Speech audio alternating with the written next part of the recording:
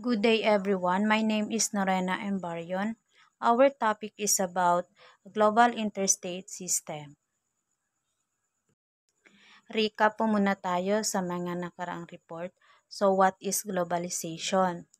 Globalization is result from the removal of barriers between national economies to encourage the flow of goods, service, capital, and labor. What is global interstate system? Global interstate system is institution that govern international relations. History of United Nations. So, ang United Nations ay itinatag noong October 24, 1945. Pagkatapos ng ikalawang digmaang pangdaigdigan, ito ay ipinanganak mula sa layunin ng paglikha ng isang international na organisasyon na makatutulong sa pagpapahayag ng kapayapaan, seguridad at kooperasyon sa gitna ng mga bansa. Ang pangunahing layunin ng UN ay mapanatili ang kapayapaan sa pamamagitan ng diplomasya at pagresolba ng mga internasyonal na gusot ng hindi umaabot sa armadong tunggalian. Ang Charter ng United Nations, ang pangunahing kasunduan ng organisasyon, ay nilikha upang magsilbing batayan para sa pangdaigdigang kaayusan. Sa loob ng mga dekada, ang UN naging sentro ng mga pagsisikap na resolbahin ang mga internasyonal na isyu, gaya ng konflikto, kahirapan, pang-abuso sa karapatang pangtao at iba pang mga suliranin. Mayroon itong mga ahensyang nagtatrabaho sa iba't ibang larangan tulad ng kalusugan, edukasyon, ekonomiya at kapantay-pantayang pag-uunlad. Ang Security Council ng UN na binubuo ng 5 permanenteng miyembro. Ito ay ang China, France, Russia, United Kingdom, United States at 10 hindi permanenteng miyembro ay may pangunahing papel sa pagpapanatili ng kapayapaan at seguridad sa mundo. Ang iba't ibang mga ahensyang pang-ekonomiya at pangkalusugan ng UN tulad ng World Bank at World Health Organization ay nagtatrabaho para sa pangmatagalang kaunlaran at kagalingan ng bansa.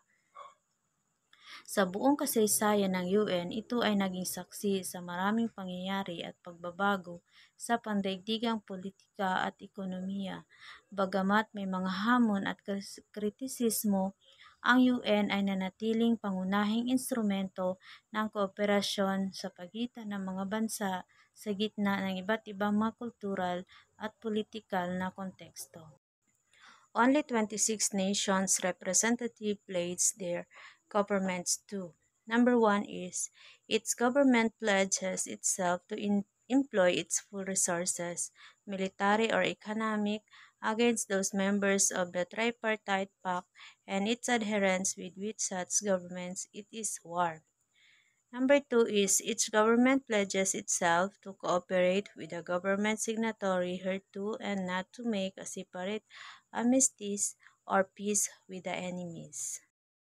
Sa ikalawang digmaang pangdaigdig, ang 50 na bansang itinuturing na mga kaalyado o nakakaisang pwersa ay naging bahagi ng pwersang lumaban laban sa mga pwersang Axis. Ang mga bansang ito ay nakipag-alyansa sa isa't isa upang labanan ang mga pwersang Nazi Germany, Italy at Japan na bumubuo sa Axis powers. Ano nga ba ang Axis powers? Ang Axis power ay isang pampulitikang alitan sa panahon ng ikalawang digmaang pangdaigdigan. Binubuo ito ng Nazi Germany, Italy at Japan na nagsanib pwersa laban sa mga kalahok sa alias. Ang paksa na ito ay bahagi ng kasaysayan ng digmaan mula 1939 hanggang 1945. The trivia ang ilan sa mga pangunahing kaalyado ay kinabilangan ng signatory in the United Nations. Number 1 ay Estados Unidos, second is United Kingdom, third is Soviet Union, sa kalauna ay naging kasapi ng Allied Powers. Number 4 is China, 5 is France, number 6 is Canada, Number 7 is Australia. 8 is New Zealand. 9 is India, Poland, Belgium, Netherlands, Norway, Greece, and Denmark.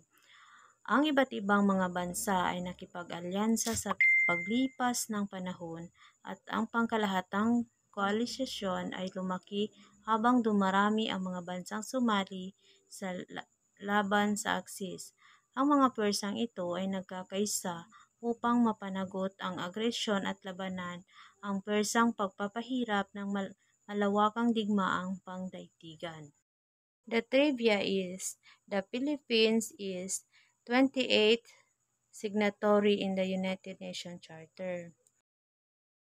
Ang Regional Commission sa Global Interstate System ay tumutukoy sa mga pangkat o ahensyang pangrehiyon na nangangasiwa at nagtataguyod ng kooperasyon, pag-unlad at iba't ibang aspeto ng kaugnayan sa loob ng isang partikular na rehiyon sa buong mundo.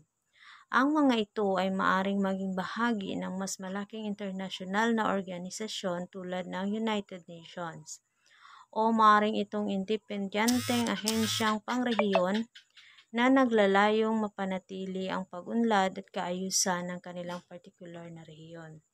Halimbawa ng mga regional commission ay ang mga sumusunod. Ang una ay ang Economic Commission for Africa o ECA.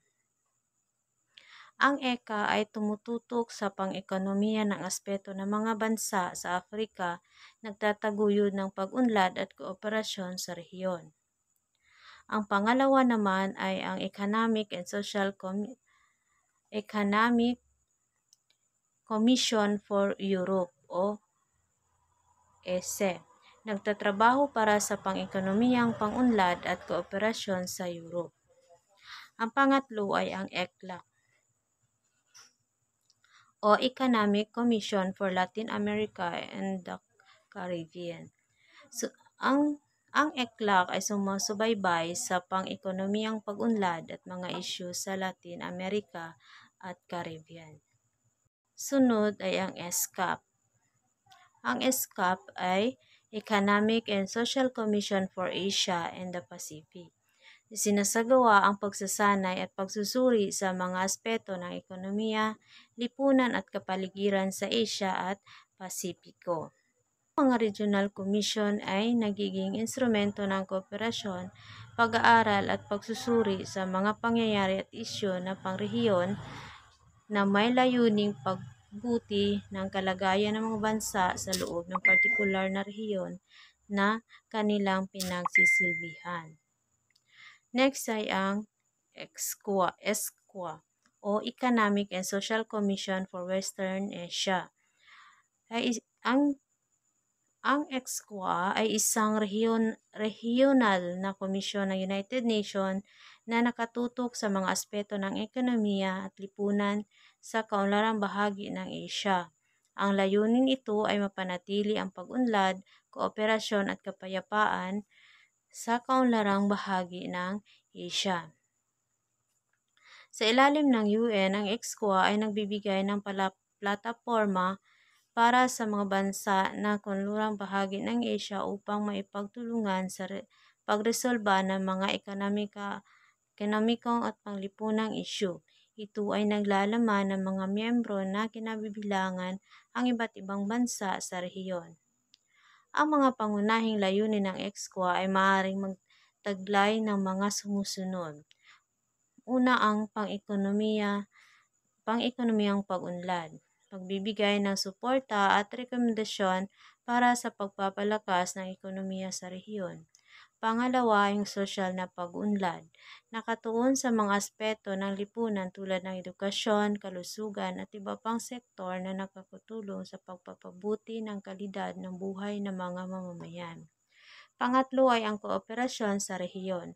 Nagtataguyod ng kooperasyon ng pagitan ng mga bansa sa kanlurang bahagi ng Asia para sa pangmatagalang pag-unlad at kapayapaan.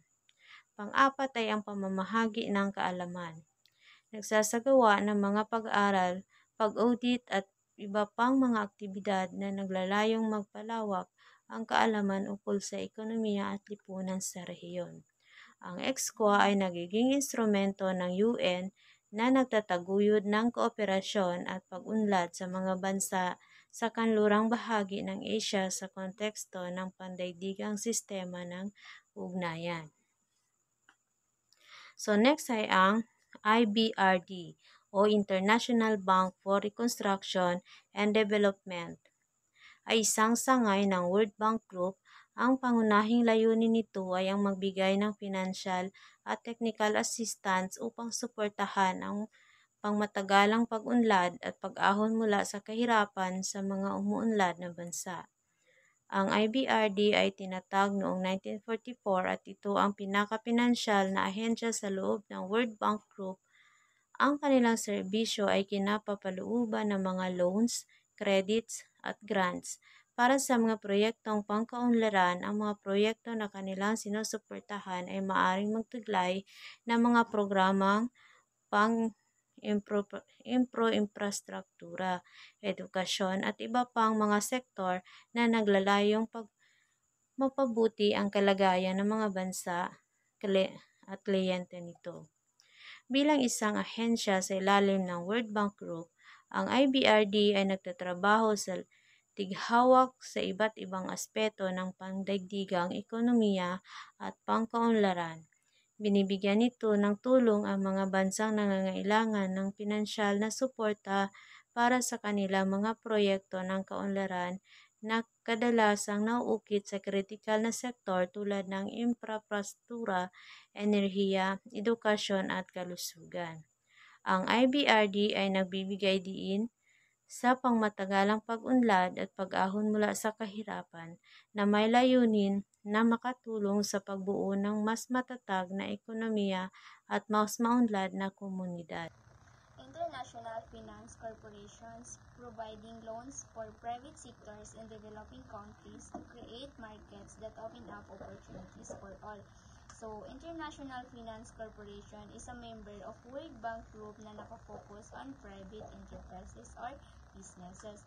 Nagbibigay ito ng loans, direct investment and management advices in business to the countries na member ng finance group na ito, lalo na doon sa mga mahihirap na countries na gustong ma-develop yung country nila with project like businesses, and with that business is makakatulong din sila sa kahirapan because makakapagbigay sila ng trabaho sa mga unemployed citizen of that country, and makakatulong ito sa pag-unlad ng bansa na iyon.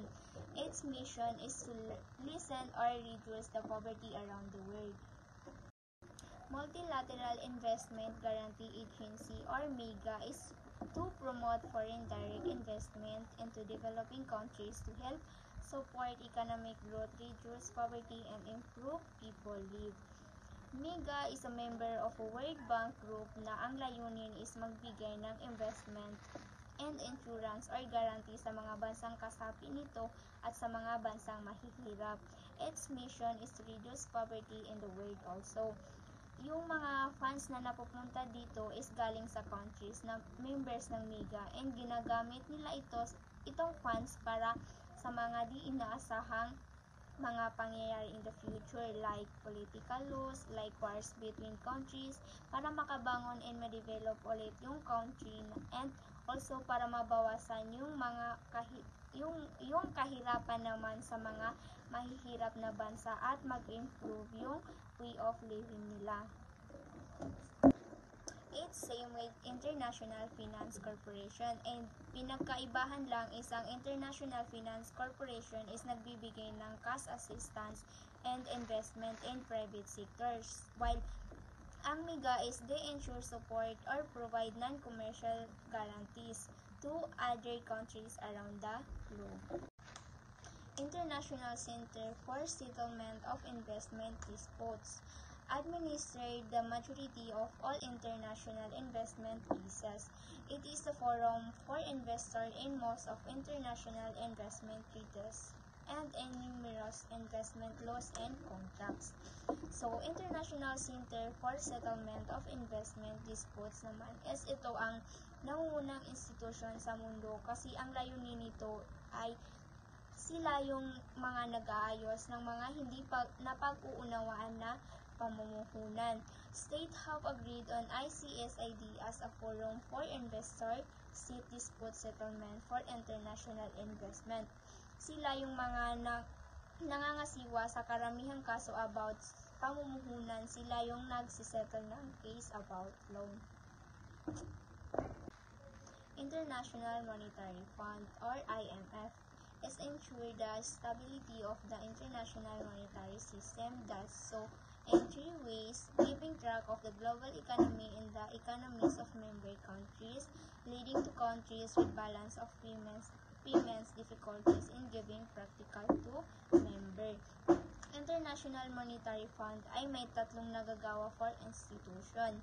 Ang nagagawa ng International Monetary Fund is to secure finance stability, facilitate international trade, and promote high employment and sustainable economic growth, and para mabawasan ang kahirapan sa World Trade Organization regulates international trade, deals with the rule of trade between nations, ensures the trade will flow smoothly, predictably, and freely as possible, act as forum in negotiation trade agreements.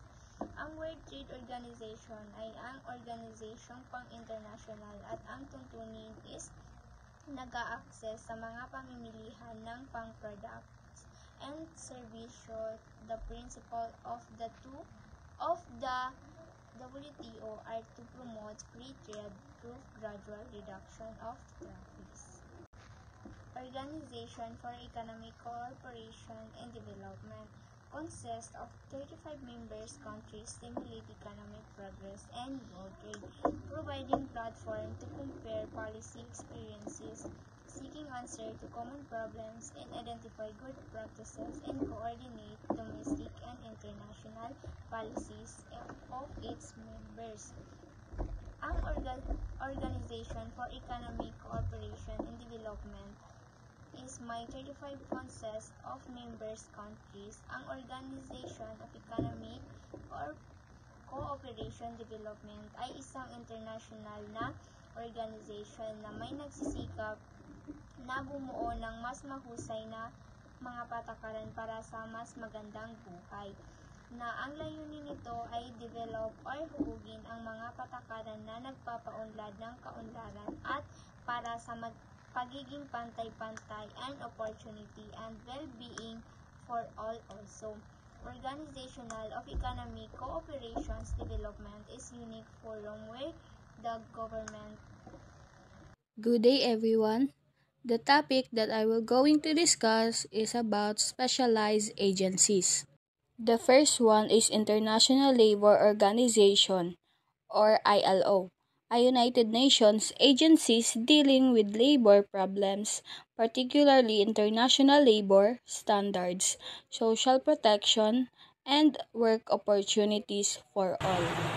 Ang International Labor Organization ay nakatuon sa pagtataguyod ng katarungang panlipunan at mga karapatang pantao at paggawa na kinikilala sa buong mundo, na itinuloy ang itinatag nitong misyon na ang kapayapaan sa paggawa ay mahalaga sa kaunlaran. The second one is Food and Agriculture Organization of the United Nations, a specialized agency of the United Nations that leads international efforts to defeat hunger, help eliminate hunger, food insecurity, and malnutrition.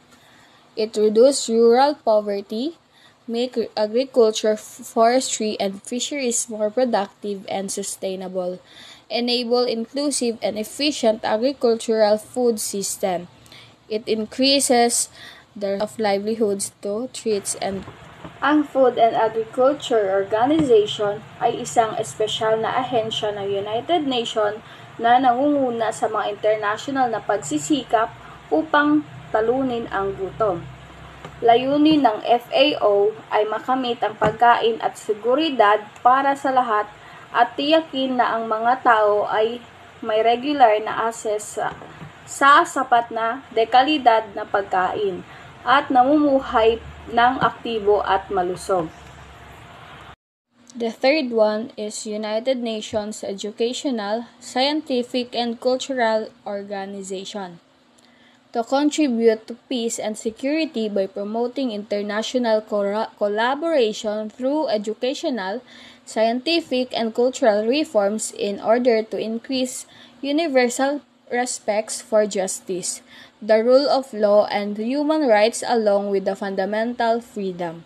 Contribute to build peace. Ang misyon ng United Nations Educational, Scientific, and Cultural ay mag-ambag sa pagbuo ng isang kultura ng kapayapaan, ang pagpuksa sa kahirapan, napapanatiling pag-unlad at intercultural na dialogue sa pamamagitan ng edukasyon, mga agham, kultura, komunikasyon at impormasyon.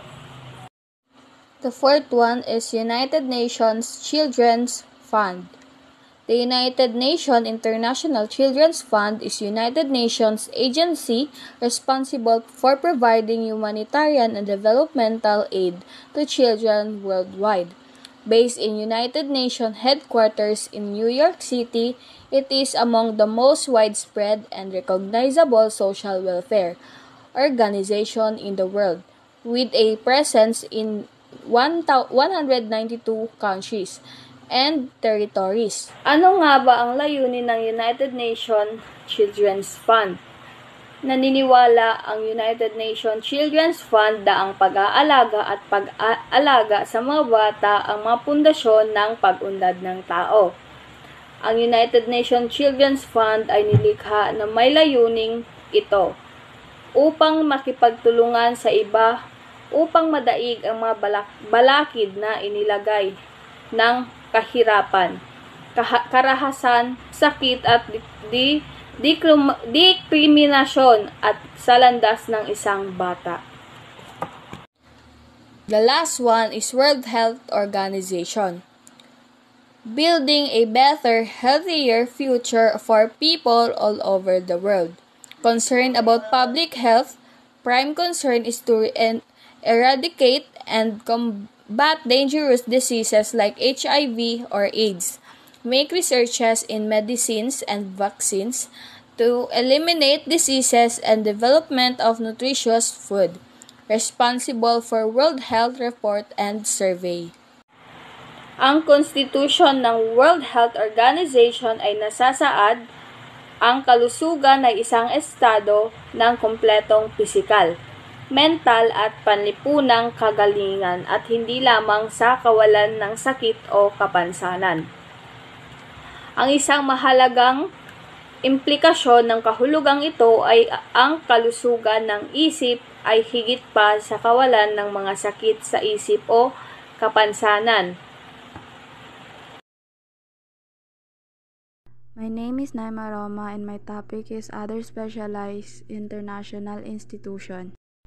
Ang International Civil Aviation Organization ay isang ahensya na naglalayong suportahan ang pagpaplano at pag-unlad ng pandaigdigang transportasyong panghimpapawid upang tiyakin ang ligtas at maayos na paglago ng pandaigdigang sibilyang aviation sa buong mundo.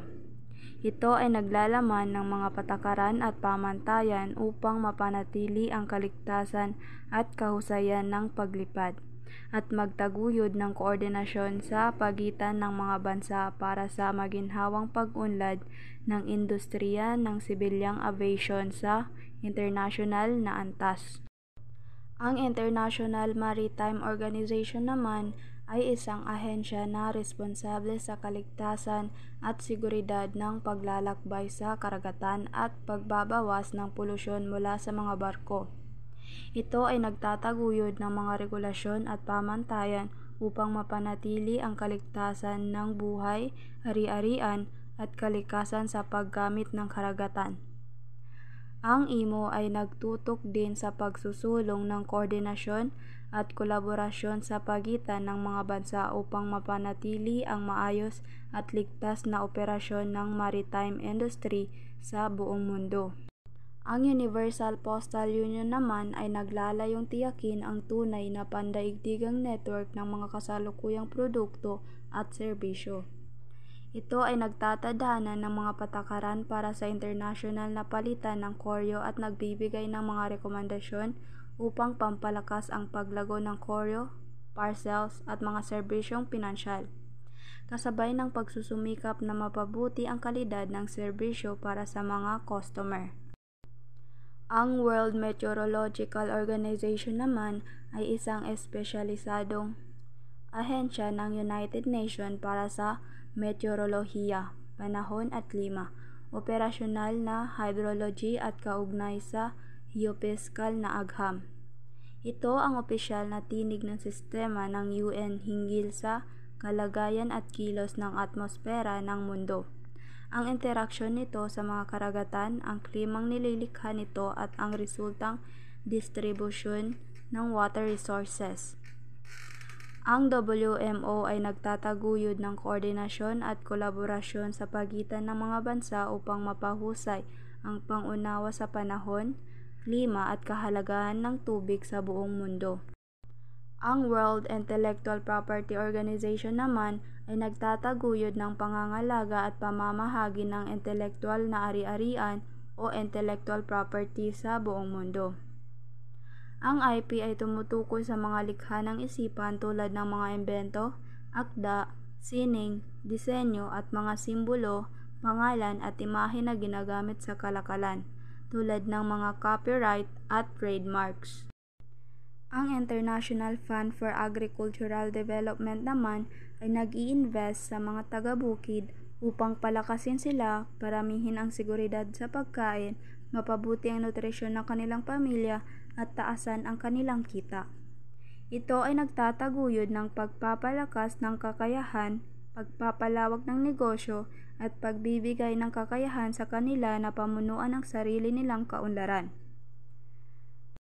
Sa pamamagitan ng IFAD, ang layunin ay mapanatili at palakasin ang mga komunidad sa rural, paramihin ang kanilang yaman at mahikayat sila na maging mas matatag sa harap ng mga hamon.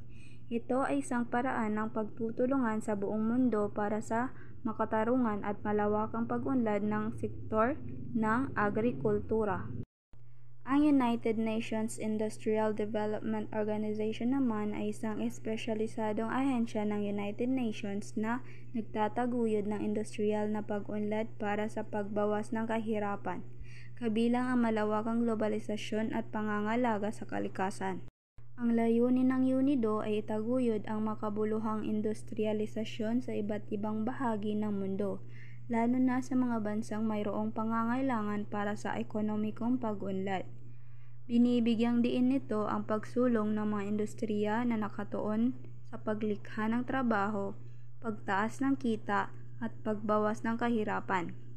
Gayon din, iniuugma ng UNIDO ang industrialisasyon sa mga prinsipyo ng inclusive globalization at environmental sustainability para sa pangmatagalang benepisyo at kabuuang kaunlaran ng lipunan. Ang World Tourism Organization naman ay responsable sa pagsusulong ng responsableng matatag at pangkalahatang accessible na turismo.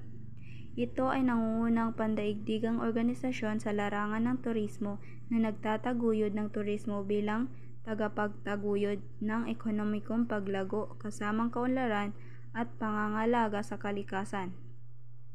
Binibigyan nito ng liderato at suporta ang sektor sa pag-advance ng kaalaman at patakaran sa turismo sa buong mundo. Sa pamamagitan ng UNWTO, ang layunin ay palakasin ang sektor ng turismo sa paraan ng hindi lamang nagdadala ng kita at trabaho kundi nagtataguyod din ng pangmatagalang kaunlaran at pangangalaga sa kalikasan. Ito ay nagpapakita ng pangunahing papel sa pagtuklas at paglathala ng mga patakaran sa turismo upang mapanatili ang kaayusan, katarungan at kapakinabangan na hinaharap ng industriya. Ang Association of Southeast Asian Nations naman ay isang geopolitikal at ekonomikong organisasyon na binubuo ng 10 bansa sa Timog Silangang Asya. Itinatag ito noong August 8, 1967 ng Indonesia, Malaysia, Pilipinas, Singapore at Thailand. Mula noon, lumawak ang membro nito at kasalukuyang binubuo rin ng Brunei, Burma, Myanmar, Cambodia, Laos at Vietnam. Ang layunin ng ASEAN ay magtaguyod ng mas mabilis na paglago ng ekonomiya, pag-usbong ng lipunan at pag-unlad ng kultura sa mga miyembro nito. Kasama sa mga adhikain nito ang pagpapalakas ng kapayapaan at katiwasayan sa rehiyon. Pati na rin ang pagkakaroon ng pagkakataon para sa mga bansa na pag-usapan ng mapayapa ang kanilang mga pagkakaiba. Ito ay isang halimbawa ng regional na kooperasyon na naglalayong mapanatili ang kapayapaan at kaunlaran sa Asia. International Criminal Police Organization o mas kilala bilang Interpol ay isang intergovernmental na organisasyon na nagpapadali ng pandaigdigang kooperasyon ng mga pulisya. Itinatag ito bilang International Criminal Police Commission noong 1923 at nagpasya na gamitin ang kanyang pangkaraniwang pangalan bilang telegraphic address noong 1956. Ang Interpol ay naglalayong mapabuti ang ugnayan at koordinasyon sa pagitan ng mga pambansang pulisya upang mapigilan at labanan ang transnasyonal na krimen. Bilang mga kasapi o signatory sa Interpol, ito ay nangangahulugang kami ay bahagi ng kasunduang itinatag ng organisasyon at may pangako na sumunod sa mga batas at regulasyon nito. Ito ay isang hakbang tungo sa mas mabisang pakikipagtulungan at pangangalaga ng seguridad sa saklaw ng pandaigdigang law enforcement. Ang International Telecommunication Union naman ay isang ahensya na naglalayong pagkonekta sa lahat ng tao sa buong mundo. Ito ay naglalaan ng pandaigdigang radio spectrum at orbits para sa mga satellite. Bumubuo ng mga teknikal na pamantayan na nagtatamasa ng walang sagabal na pagkukonekta ng mga network at teknolohiya, at nagtutok sa pagsusumikap na mapabuti ang access sa information and communication technologies sa mga komunidad na hindi sapat ang serbisyo sa buong mundo.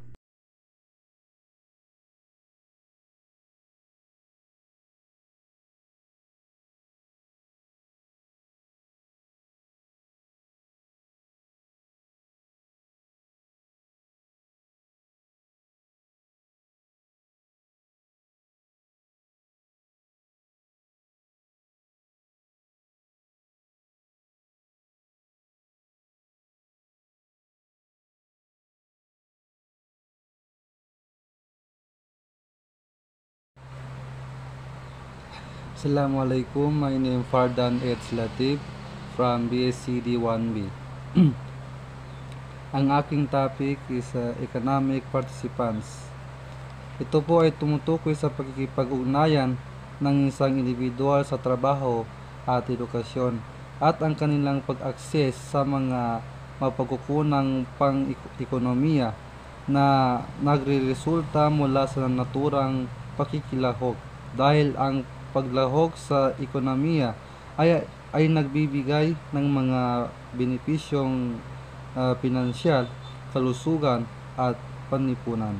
Ito ay sentro sa kagalingan ng isang populasyon.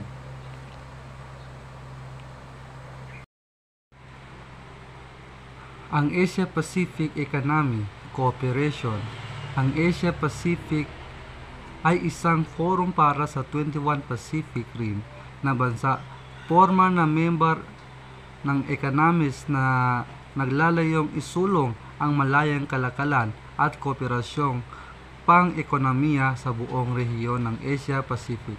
Ito ay itinatag noong 1989 bilang tugon sa lumalagong pagtutulungan ng mga ekonomi ng isang Pacific at ang pagdating ng mga regional ng block ng kalakalan sa ibang bahagi ng mundo, sa pangamba na ang mataas na industrialisadong Japan, isang membro ng G8, ay mangibabaw sa aktibidad ng ekonomiya sa rehiyon ng Asia-Pacific at magtatag ng mga bagong pamilihan para sa mga produktong pang-agrikultura at hilaw na materyales sa kabila ng Europa, kung saan bumababa ang demand.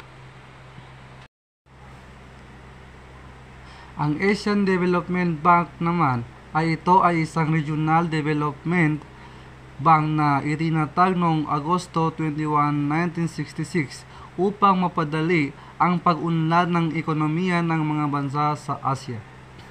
Tinatanggap ng bangko ang mga miyembro ng United Nations Economic and Social Commissions for Asia and the Pacific, UNESCAP, dating kilala bilang United Nations Economic Commission for Asia and the Far East, at mga non-regional na mauunlad na bansa mula sa 31 membro sa pagkakatatag nito. Mayroon ng ngayong 67 membro ang ADB, kung saan ay 48 mula sa loob ng Asia at Pacific at 19 sa labas. Ang ADB ay malapit na modelo sa World Bank at may katulad na timbang na sistema ng pagboto, kung saan ang mga boto ay binabahagi sa proporsyon sa mga sukresyon sa kapital ng membro. Sa pagtatapos ng 2012, parehong hawak ng Estados Unidos at Japan ang dalawang pinakamalaking proporsyon ng pagbahagi ng bawat isa sa 12.78% hawak ng China. 5.45% naman ang hawak ng India, ang 5.36%. Ang Plan Colombo ay isang organisasyong pangrehiyon na naglalaman ng konsepto ng sama-samang pagsisikap ng intergobyerno upang palakasin ang ekonomiya at panipunang pag-unlad ng mga kasaping bansa sa rehiyon ng Asia-Pacific. Ang pangunahing focus ng lahat ng aktibidad ng Colombo Plan ay pagpapaunlad ng human resources. Ang International Chamber of Commerce may tatlong pangunahing aktibidad ng pagtatakda ng panuntunan, paglutas ng hindi pagkakaunawaan, at pagtataguyod ng patakaran. Dahil ang mga miyembrong kumpanya at asosasyon nito ay mismong nakikipagbahagi sa internasyonal na negosyo ng ICC, ay may walang kapantay na awtoridad sa paggawa ng mga patakaran na namamahala sa pagsasagawa ng negosyo sa mga hangganan, bagamat voluntaryo ng mga tuntuning ito. Sinusunod ang mga ito sa hindi mabilang na libo-libong transaksyon araw-araw at naging bahagi na ng internasyonal na kalakalan.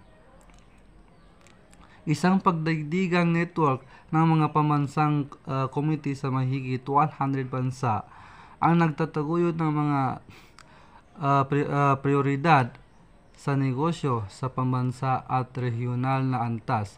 Mahigit sa 3,000 eksperto na kinuha mula sa mga miyembrong kumpanya ng ICC ang nagpapakain ng kanilang kaalaman at karanasan sa pagbuo ng panindigan ng ICC sa mga partikular na isyu sa negosyo.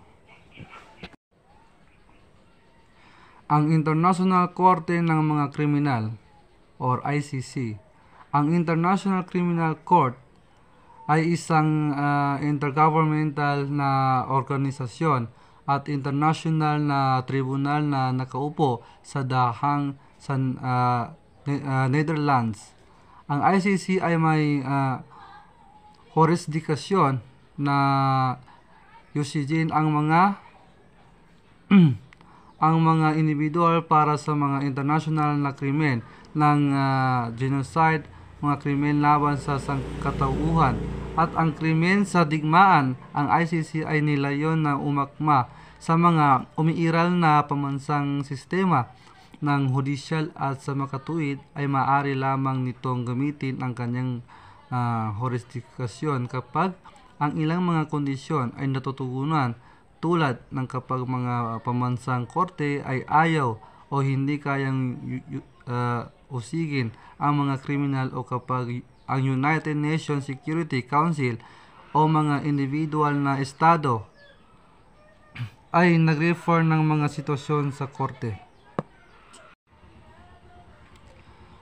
Ang International Court of Justice naman, ang international na hukuman ng hustisya, Francis Core International de Justice, karaniwang tinutukoy bilang ang World Court ICJ o The Hague ay ang pangunahing sangay ng hudisyal ng United Nations or UN.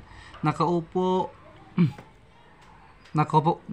sa Peace Palace sa The Hague, Netherlands. Inaayos ng korte ang mga legal na hindi pagkakaunawaan na isinamit dito ng mga estado at nagbibigay ng mga advisory opinion sa mga legal na tanong na isinumit dito ng nararapat na autorisadong international na sangay, ahensya at UN General Assembly. Ang International Committee of the Red Cross or ICRC. Ang International Committee of the Red Cross ICRC ay isang humanitarian institution na nakabase sa Geneva, Switzerland at isang 3 beses na Nobel Prize laureate. Ang mga partido ng estado mga pumirma sa 4 na Geneva Convention ng 1949 at ang kanilang mga karagdagang protocol ng 1977, Protocol 2 at 2005 ay nagbigay ng mandato sa ICRC na protektahan ang mga biktima ng international at panloob na armadong mga salungat kabilang sa mga nasabing biktima. Ang mga sugatan sa digmaan, ang mga bilanggo, mga refugees, mga civilian at iba pang hindi nakikipaglaban. Ang ICRC ay bahagi ng International Red Cross at Red Crescent Movement kasama ang International Federation of Red Cross and Red Crescent Societies IFRC at 190 national societies. Ito ang pinakamatanda at pinakapinarangalan na organisasyon sa loob ng kilusan at isa sa pinakakilalang organisasyon sa mundo na nanalo na 3 Nobel Peace Prize noong 1977, 1944 hanggang sa 1963. Ang United Nations Security Council or UNSC ay isa sa 6 na pangunahing organo ng United Nations na sinisingil sa pagpapanatili ng pandaigdigang kapayapaan at seguridad, pati na rin pagtanggap ng mga bagong miyembro sa United Nations at pag-aproba ng anumang pagbabago sa karakter ng United Nations nito. Kasama sa mga pangyarihan nito ang pagtatatag ng mga operasyong pangkapayapaan, ang pagtatag ng mga international na parusa at ang autorisasyon ng aksyong militar. Sa pamamagitan ng mga resolusyon ng Security Council, ito ang tanging katawan ng UN na may autoridad na mag-issue ng mga umiiral na resolusyon sa mga miyembrong estado. Ginanap ng Security Council ang unang sesyon noong 17 ng Enero ng 1946. Ang mga resolution ng Security Council ay karaniwang ipinapatupad ng mga peacekeeper ng UN, mga pwersang militar na voluntaryong ibinibigay ng mga miyembro estado ang pinunduhan ng hiwalay sa pangunahing budget ng UN. Noong 2016, 103 and 510 peacekeeper at 16,471 civilian ang mga deploy sa 16 na peacekeeping operations at isang special na political mission. Ang International Olympic Committee or IOC ay International Olympic CIO ay ang pinakamataas na awtoridad ng pandaigdigang kilusang Olympic pati sa Lausanne, Switzerland. Ang IOC ay isang non-profit na independenteng international organisasyon na binubuo ng voluntaryo na nakatuon sa pagbuo ng isang mas mahusay na mundo sa pamamagitan ng sport. Ito ay muling namamahagi ng higit sa 90% ng kita nito sa mas malawak na kilusang pampalakasan na nangangahulugan ng araw-araw ang katumbas ng US dollar 3.4 million ay napupunta upang tulungan ang mga atleta ng mga organisasyong pampalakasan sa lahat ng antas sa buong mundo. Ang misyon nito ay nakapaloob sa Olympic Charter upang suportahan ang papaunlad ng mapagkompetensyang sport sa pamamagitan ng ethical at napapanatiling paraan sa kapaligiran. Ang World Wildlife Fund or WWF, ang World Wide Fund for Nature ay isang international na non-government na organisasyon na itinatag noong 1961, nagtatrabaho sa larangan ng pangangalaga sa kagubatan at ang pagbawas ng epekto ng sa kapaligiran. Ito ay dating pinangalan ng World Wildlife Fund na nanatiling opisyal na pangalan nito sa Canada at Estados Unidos. Ang ulat ng Living Planet ay inilalathala tuwing 2 taon ng WWF mula noong 1998. Ito ay batay sa isang Living Planet Index at pagkalkula ng ecological footprint. Ito ang pinakamalaking organisasyon sa pag-iingat sa buong mundo na may mahigit 5 milyong taga-suporta sa buong mundo. Nagtatrabaho sa higit sa 100 bansa na sumusuporta sa humigit kumulang ng 1,300 mga proyekto sa konserbasyon at kapaligiran. Namuhunan sila ng mahigit $1 billion sa mahigit 12,000 na inisyatiba sa konserbasyon mula noong 1995. Ang WWF ay isang pundasyon na may 55% ng pagpupondo mula sa mga individual at mga biggest 19% mula sa mga mapagkukunan ng pamahalaan tulad ng World Bank, DFID, USAID at 8% mula sa mga korporasyon noong 2014. Ang last po ay Greenpeace. Ito po ay kilalan ang Greenpeace sa mga direktang aksyon nito at inilarawan bilang ang pinakakitang organisasyong pangkapaligiran sa mundo. Itinaas ng Greenpeace ang mga isyu sa kapaligiran sa kaalaman ng publiko at naimpluwensyahan ang pribado at pampubliko sektor. Naging pinagmulan din ng kontrobersya ang Greenpeace. Ang mga motibo na at pamamaraan nito, ang ilan sa huli ay illegal, ay nakatanggap ng kritisismo, kabilang ang isang bukas na liham mula sa mahigit 100 Nobel laureates na umihimok sa Greenpeace na wakasan ang kampanya nito laban sa genetically modified organism.